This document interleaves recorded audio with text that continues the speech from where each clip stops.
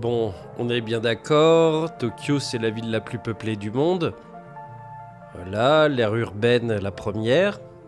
Par contre, il y a un truc chelou sur Shanghai. 70 millions, la population de la France, dans une agglomération. Il y a un truc qui cloche là. Bon, du coup, pour comprendre, faut revenir à des bases qu'on connaît en France. Chez nous, une agglomération, c'est assez clair. C'est une ville principale et quelques petites villes autour. Bon, je vais prendre pour exemple Chambéry, que je connais bien. Donc l'agglomération est composée de Chambéry, La Motte-Servolex, Barberas, Saint-Alban-Lès, La Ravoire, etc.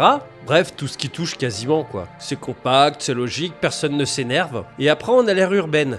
Là, on élargit un petit peu le cercle, l'agglomération, plus toutes les petites villes qui gravitent autour, où les gens bossent, les gens vont faire leurs courses, où ils vivent au quotidien, quoi. Je garde mon exemple de Chambé, ça inclurait par exemple Aix-les-Bains et les villes à côté, et Montmélian, en gros. Toujours cohérent, toujours compréhensible. Bon, maintenant Tokyo. Son aire urbaine, c'est 37 millions d'habitants, plus de la moitié de la population française. Et surtout, c'est une ville en continu. Tu prends le métro, tu changes de commune sans t'en rendre compte, t'es en ville tout le temps, du début à la fin. En gros, l'aire urbaine de Tokyo, ça ressemble à une agglomération française. Tu me suis toujours? Et là, on revient à Shanghai. Quand on parle d'une agglomération à 70 millions d'habitants, on parle pas du tout de la même chose qu'en France, en fait. Le même mot, mais pas du tout la même réalité. En fait, on parle d'un truc beaucoup plus large. C'est une énorme entité administrative qui regroupe plusieurs grandes villes, des zones rurales, des villages, des champs.